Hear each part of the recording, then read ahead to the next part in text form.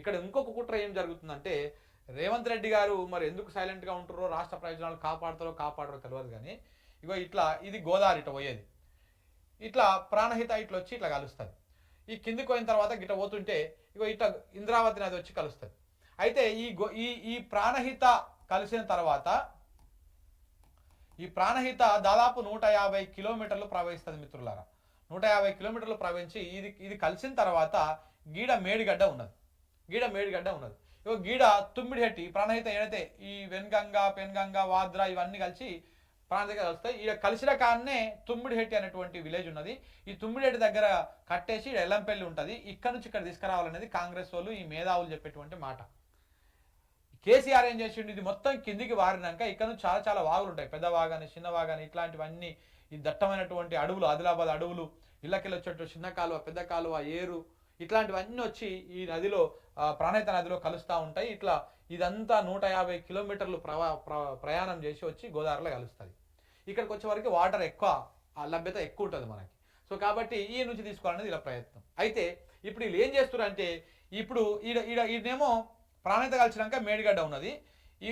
ఇది ఇంద్రావతి నది. ఇది ఇంద్రావతి అనేటువంటి నది, దట్టమైనటువంటి ఛత్తీస్గఢ్ అడవుల నుంచి వచ్చేటువంటి నది అది. ఈ ఇంద్రావతి నది గోదావరిలో కలిసినాక ఇక్కడ తుపాకులగూడెం దగ్గర సమ్మక్క సారక్క బ్యారేజ్ అని ఒకటి కట్టిరు. ఈ తుపాకులగూడెం దగ్గర ఉన్నటువంటి బ్యారేజ్ తుపాకులగూడెం.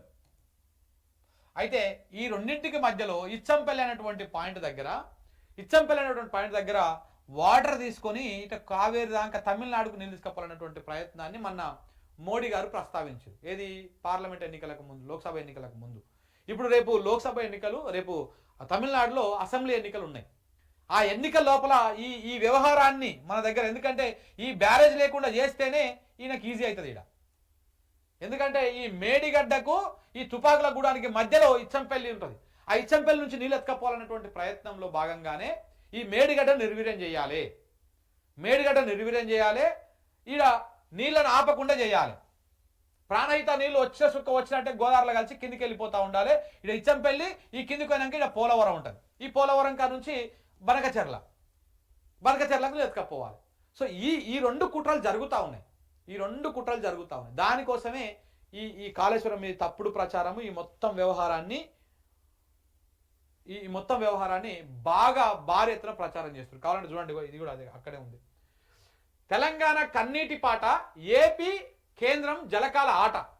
ఇక చూడండి, తెలంగాణను ఎండబెట్టి గోదావరిని కొల్లగొట్టి గోదావరి తరలింపునకు రంగంలోకి మోదీ సర్కార్. పోలవరం పైన 28న 4 ముఖ్యమంత్రులతో సమావేశం అంట. శరవేగంగా పోలవరం పూర్తికి ప్రధానమంత్రి వీడియో కాన్ఫరెన్స్ చేస్తున్నారు. పోలవరం పూర్తి చేయాలి తొందరగా. దాంతి తొలిసారిగా ఒక సాగునీటి ప్రాజెక్టు పైన ప్రధాని స్థాయిలో ప్రత్యేక చొరవ చూపిస్తున్నాడు.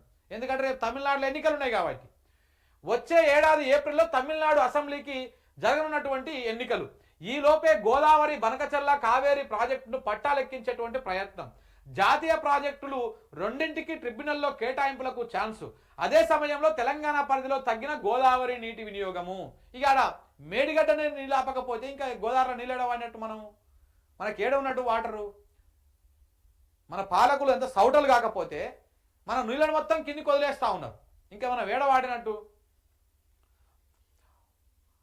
రేవంత్ సర్కారు తీరుతో మరో ఏడాది దాకా మేడిగడ్డ రిపేర్ కూడా లేనట్టే. ట్రిబ్యునల్ ముందు దీనిని ఏపీ అవకాశంగా మార్చుకున్నటువంటి అవకాశం ఉంది. ట్రిబ్యునల్ ముందుకు ఏం వాదిస్తారు, ఎట్లాగా మేడిగడ్డ పనిచేస్తలేదు సార్, అది మొత్తం కూలిపోయింది, ఆడ నీళ్ళు ఆపుకునే అవకాశం లేదు కాబట్టి మాకు ఆ నీళ్ళని కూడా మేమే వాడుకుంటామని చెప్పేసి రేపు ట్రిబ్యునల్ ముందుకు పోయి వాదిస్తుంది ఏపీ.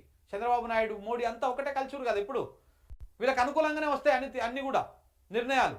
సో కాబట్టి ట్రిబ్యునల్ ముందుకు పోయి ఆ నీళ్ళను కూడా మేమే వాడుకుంటాం, బనకచెర్లకు వాడతాం మేము, లేకపోతే ఇచ్చంపల్లి నుంచి ఇటు తమిళనాడుకు తరలించేటువంటి ప్రయత్నం చేస్తాం. ఇట్లాంటి ప్రయత్నాలు చేస్తూ ఉన్నారనమాట. చూడండి మిత్రులారా, ఇగో ఇక్కడ మోడీ చంద్రబాబు నాయుడు కలిసి తెలంగాణ అనేటువంటి రాష్ట్రాన్ని రైతులని గోదావరిలో ముంచుతున్నారు. మన మొత్తం నిండా కిందికి ముంచుతున్నారు. మన రేవంత్ రెడ్డి ఏమో అందాల బామల, అందాల పోటీలు, క్యాట్ వాకులు, ఈ వ్యవహారాలల్లో ఫుల్ బిజీ ఉన్నాడు. నీళ్ళు ఎటన్నా పోని, గోదావరి ఎటన్నా పోని, ఎటన్నా కొట్టుకపోని, ఎక్కడన్నా పోని. ఎటన పోను మనకు ఈ నీళ్ళ సోయి రానన్ని రోజులు ఈ తెలంగాణ తెచ్చుకొని కూడా వేస్ట్ గోదావరి నీళ్ళు లేకపోతే ఆ నీళ్ళని మనం ఆపుకోకపోతే తెలంగాణ వచ్చి కూడా ఉపయోగం లేదు. మళ్ళా మనకు ఆత్మహత్యలు, మన చెరువులు ఎండిపోడు, మన పొలాలు ఎండిపోడు. మన చూస్తున్నాం రైతుల గోస ఎట్లా ఉందో గట్లా ఉంటుంది. అప్పట్లో కేసీఆర్ అన్నాడు, మీరు కనుక బిడ్డ మేడిగడ్డను రిపేర్ చేయకపోతే 50,000 మంది రైతులతో నేను పోయి మేడిగడ్డ దగ్గర కూర్చుంటాను. నిజంగా కూర్చోవాల్సిందే. ప్రభుత్వం చేతగానప్పుడు ఆ ప్రభుత్వాన్ని ఎన్నుకున్నటువంటి ప్రజలు తిరగబడాల్సిందే. అప్పుడే ప్రజాస్వామ్యంలో వాళ్ళ ఓటుకు కానీ వాళ్ళ నిర్ణయానికి కానీ ఒక అది ఉంటుంది. ఈ ప్రభుత్వము ప్రజలకు వ్యతిరేకంగా పనిచేస్తున్నప్పుడు ఈ ప్రభుత్వాన్ని దించాల్సిందే. ఎవరు దింపాలి? ప్రజలే దింపాలి. ప్రజలు ప్రభుత్వం తిరగబడాలి. ముఖ్యమంత్రి మంత్రులు ఏడ కనపడ్డా కానీ వాళ్లకు బుద్ధి చెప్పాలి. మేడిగడ్డను ఎండబెట్టి రాజకీయం చేసి ఆ నీళ్ళను మొత్తం తరలించకపోతామని కుట్ర చేస్తా ఉంటే మనం ఎందుకు చేతులు ముడుచుకొని కూర్చోవాలి? ఉద్యమాలు చేసిన గడ్డ కదా ఇది. తెలంగాణ ఉద్యమం చేసినటువంటి గడ్డ కదా. విరోచితంగా 60 ఏళ్ళు పోరాటం చేసినాం కదా. తెలంగాణ రాష్ట్రం సాధించుకున్నాం కదా. దానికి ఉపయోగం లేకుండా ఫలితం దక్కకుండా ఇలా నీళ్లు తరలించకపోవడానికి కుట్ర చేస్తూ ఉంటే మనం ఎందుకు చేతులు ముడుచుకొని కూర్చోవాలి? తెలంగాణ ప్రజలారా ఆలోచించండి. యువకులారా ప్రధానంగా మీరు ఆలోచించు. ఇలా మీ చేతుల్లోనే ఉంది. ఇలా మన అయ్యల కాలం, మన తాతల కాలం అయిపోయింది, ఒడిచిపోయింది. వాళ్ళు రేపు మాపు కాలం చేసేసి వాళ్ళ సందాల వాళ్ళు పోతారు. రేపు బతికేది మనం. ఈ గడ్డను కాపాడుకోవాల్సినటువంటి బాధ్యత ఉన్నది. ఈ రైతాంగాన్ని కాపాడుకోవాలి, తెలంగాణ వ్యవసాయాన్ని కాపాడుకోవాలి. అంటే గోదావరి నీళ్ళని కాపాడుకోవాలి, ప్రాణహిత నీళ్ళని కాపాడుకోవాలి. మన వాటాన్ని మనం బాజాప్తా వాడుకోవాలి. మన నీళ్ళు ఏంటివో చూసుకొని లెక్కలు తీసుకొని వాడుకోవాలి. తెలంగాణను ఎండబెట్టి గోదావరిని కొల్లగొట్టే కుట్ర మరింత శరవేగంగా అమలవుతున్నది. ప్రాణహిత జలాలను తెలంగాణకు దక్కకుండా ఇటు రాయలసీమ అటు తమిళనాడుకు తన్నుకుపోయే ప్రణాళికలు పకడ్బందీగా అమలు చేసేందుకు ఏకంగా కేంద్రమే రంగంలోకి దిగింది. మన రేవంత్ రెడ్డి గారు ఏం చేస్తున్నారు? మన నీటిపారుదల శాఖ మంత్రి ఉత్తమ్ కుమార్ రెడ్డి గారు ఏం చేస్తున్నారు? హెలికాప్టర్లు వేసుకొని తిరుగుతారు. హెలికాప్టర్లు వేసుకొని హైదరాబాద్కి, హుజూర్ నగర్కి, హైదరాబాద్కి, కోదాడకి, వాళ్ళ ఆమె కాన్స్టిట్యూన్సీకి ఆయన కాన్స్టిట్యూన్సీ, ఇద్దరు కాన్స్టిట్యూన్సీలకు తిరిగి వస్తాడు. మంచిగా ఇటు ఏమంటే పైజామా ఇట్లా వెనకకేసుకొని పోయి కూర్చోవడం, రావడం, వచ్చి సొల్లు కబుర్లు పెట్టి మీడియా ముందుకు వచ్చి మాట్లాడడం. సిగ్గుండాలే. చరిత్రలో ఎన్నడూ లేని విధంగా సాక్షాత్తు ప్రధానమంత్రి ఒక సాగునీటి ప్రాజెక్టును వేగంగా పూర్తి చేసేందుకు ప్రత్యేక చొరవ చూపడము అందరినీ విస్మయానికి గురి చేస్తుంది. ఎందుకంటే దోస్తు కదా ఇప్పుడు చంద్రబాబు నాయుడు, దోస్తు చంద్రబాబు నాయుడుకి మంచి చేయాలి. ఇప్పుడు చంద్రబాబు నాయుడు నా దుకాణం నేను సర్దుకుంటాను పక్కకు పోయిన అనుకో, కేంద్రంలో ప్రభుత్వమే కూలిపోతుంది. సో కాబట్టి ఆయనకు మంచి చేయడం కోసము ఇప్పుడు మోడీ శరవేగంగా అడుగులేస్తూ ఉన్నాడు, శరవేగంగా ముందుకు పోతా ఉన్నాడు.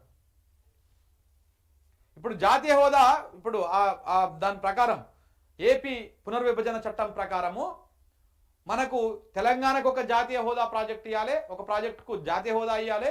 ఏపీకి కూడా ఒక జాతీయ హోదా, ఒక ప్రాజెక్టుకు జాతీయ హోదా ఇవ్వాలి. ఏపీకి పోలవరానికి అక్కడ ఇచ్చిరు, కానీ తెలంగాణకు మాత్రం మా కాళేశ్వరానికి ఏమంటే ఇవ్వాలి, పోలవరానికి ఏమంటే ఇవ్వాలి. మనం అడిగితే అసలు జాతీయ హోదా అనేటువంటి కాన్సెప్ట్ లేదు, బంద్ చేసినాం మేము అని చెప్తారు. కానీ వాళ్ళకు అనుకూలంగా ఉన్నటువంటి రాష్ట్రాలకు, వాళ్ళ ప్రభుత్వంలో భాగస్వాములకు మాత్రం ఇచ్చుకుంటారు. కర్ణాటకలో ఇచ్చుకున్నారు, ఇక్కడ ఇచ్చిర్రు. కర్ణాటకలో కాంగ్రెస్ బీజేపీ ఉన్నప్పుడు ఇచ్చుకున్నారు, మహారాష్ట్రలో ఇచ్చుకున్నారు. వాళ్ళకు అవకాశం ఉంటే ఇచ్చుకుంటారు, వాళ్ళకు అనుకూలంగా ఉంటే ఇచ్చుకుంటారు అన్నమాట. ఎంత డేంజర్ బెల్స్ మన కళ్ళ ముంగలు ఉన్నాయో మనం అర్థం చేసుకోవాలి మిత్రులారా. ఎంత డేంజర్ బెల్స్, భయంకరమైనటువంటి విషయాలు ఉన్నాయి మన కళ్ళ ముంగల.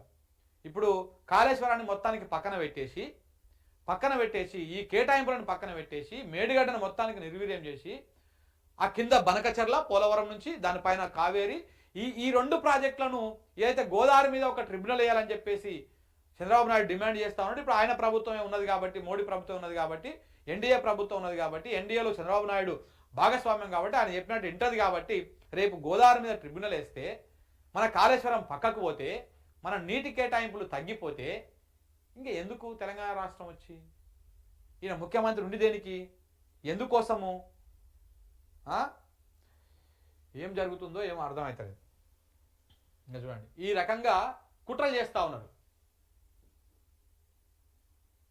ఇది గనక నిజంగా రేవంత్ రెడ్డి గారు ఇప్పటికైనా సరే ఇది గనక తేరుకొని తెలంగాణ సమాజానికి క్షమాపణ చెప్పి ఈ గోదావరి నీళ్ళను ఎత్తుకపోయే కుట్రను గనక అడ్డుకోకపోతే తెలంగాణ చరిత్రను క్షమించదు.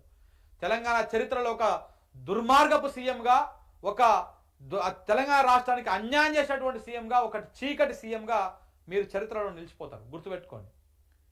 ఏ రాష్ట్రానికైనా ఒక పరిపాలకుడు, ఒక ఒక పాలన చేసినటువంటి వ్యక్తి తన పేరు చరిత్రలో నిలిచిపోవాలనుకుంటారు, కానీ అది మంచిగా నిలిచిపోవాలనుకుంటారు. కానీ మీరు చేసేటువంటి పనులు మాత్రము ఒక ద్రోహి లెక్క నిలిచిపోయేటువంటి ప్రమాదం ఉన్నది. మీరు దయచేసి ఇప్పటికైనా, రేపు ఆ మీటింగ్ ఉంది 28 తారీఖు, దాంట్లో బాజాబ్తా చెప్పండి, తెలంగాణ హక్కుల గురించి మాట్లాడండి.